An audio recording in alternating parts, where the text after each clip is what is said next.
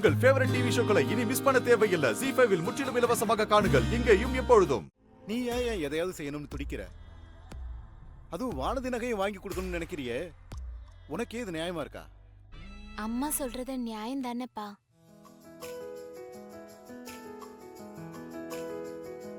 என்னம்மா சொல்ற?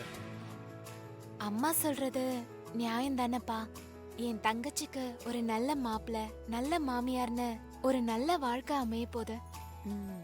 அதுக்காக நாம என்ன வேணாலும் பண்ணலாம்ப்பா. நம்ம கிட்ட இருக்கிற நகையை தானே அம்மா கொடுக்கலான்னு சொல்றாங்க. என் கல்யாணத்துக்கு இப்ப என்னப்பா அவசரம்? இப்பவே என்கிட்ட இருக்கிற நகையை அம்மா கிட்ட கொடுத்துடுறேன். ஆர்த்திய நல்லபடியா அனுப்பி வச்சா அதுவே போதும்பா. அம்மா ஒரு நிமிஷம்.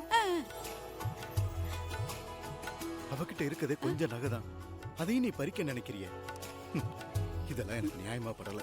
என்ன இப்ப சரியா படல? அவளே குடுக்கறேங்கறா, நீங்க ஏதாவது சொல்லிட்டே இருக்கீங்க.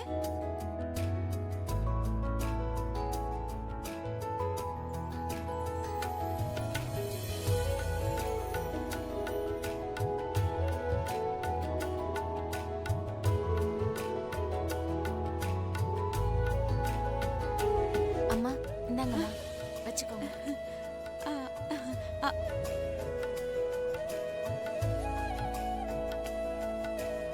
அம்மா புடிங்கம்மா.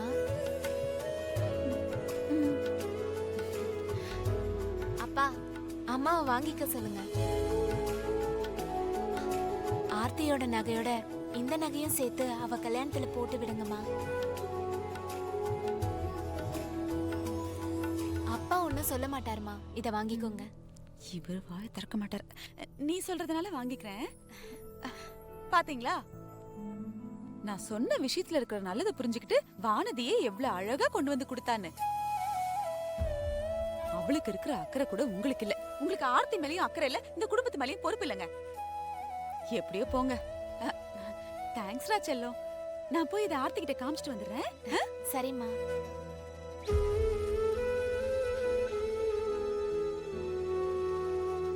ஏமா இப்படி பண்ண? உன்னை ஆர்த்தியும் அமுதாவும் மதிக்கிறதும் இல்ல, உன் மேல அவங்களுக்கு எந்த அக்கறையும் இல்ல. அவங்க மேல நீ ஏமா இப்படி கரிசனம் காட்டுற? அப்பா அவங்க என்ன பத்தி நினைக்கலனாலும் அக்கறை காட்டலனாலும் பரவாயில்லப்பா. என்னை பொறுத்த வரைக்கும் ஆர்த்தி என்னோட தங்கச்சி. அவளை நல்ல விதமா அனுப்பி வைக்கிறதுல எனக்கு சந்தோஷம்தான்ப்பா. நீங்க என்ன பத்தி கவலைப்படாம ஆர்த்திக்கு நடக்க போற நல்லது பத்தி மட்டும் யோசிங்க. என்னப்பா? இதுதாம்மா நீ.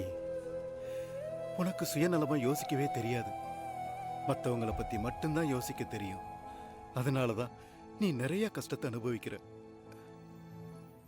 ஆனா ஒண்ணு மட்டும் நிச்சயமா, உன்னோட கல்லங்கபட இல்லாத இந்த நல்ல மனசுக்கு எங்கிருந்தாவது ஒரு ராஜகுமாரன் உன்னை தேடி வந்து கல்யாணம் பண்ணிக்குவாமா. உன்னை தேடி வந்து கல்யாணம் பண்ணிக்குவான்.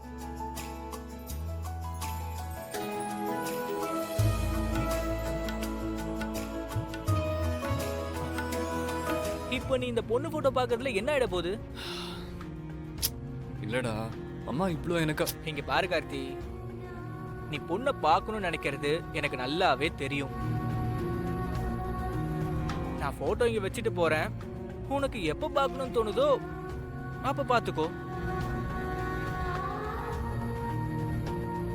ரொம்ப யோசிக்காத, சீக்கிரம் படுத்து தூங்கு. Good night. போட்டோ பார்த்துட்டு தூங்கு.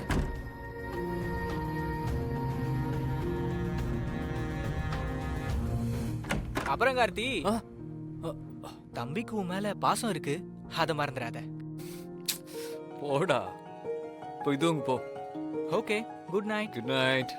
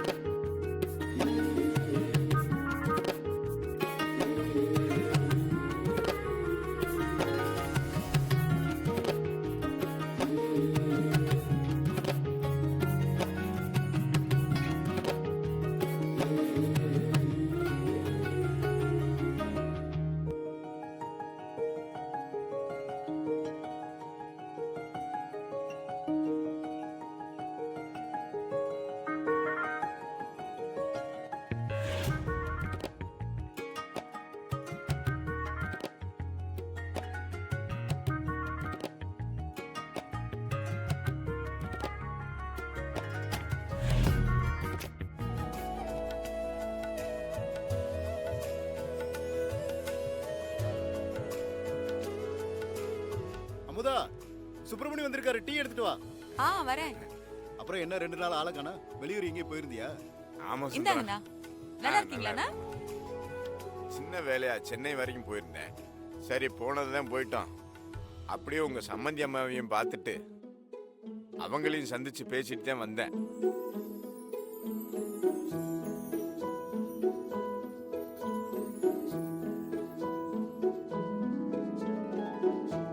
அண்ணே, நீங்க அங்க போய் சம்மந்தி அம்மாவை பாத்தீங்களா? ஆமாம்மா.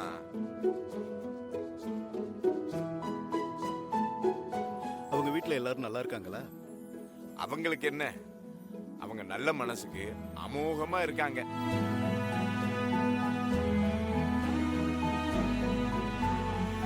எப்பவுமே ராஜேஸ்வரி அம்மா வீடு ஒரு பரபரப்பாத்தே இருக்கும். இதுல பையனுக்கு கல்யாணம்னா கேட்கவா வேணும், சும்மா ஜே ஜேன்னு கல்யாண ஏற்பாடெல்லாம் நடந்துகிட்டு இருக்கு.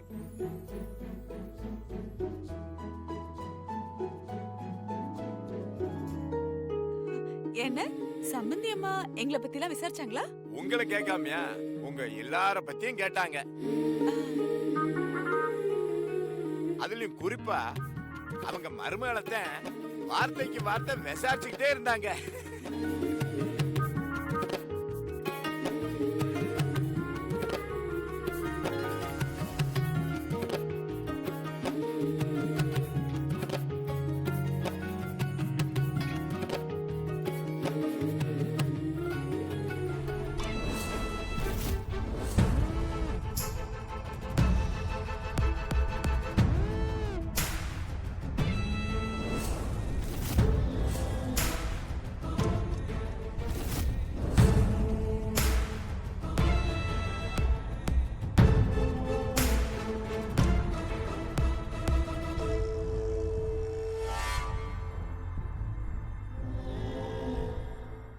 ஜீ5 ஆப்பை டவுன்லோட் செய்து அனைத்து எபிசோடுகளையும் இலவசமாக பாருங்க.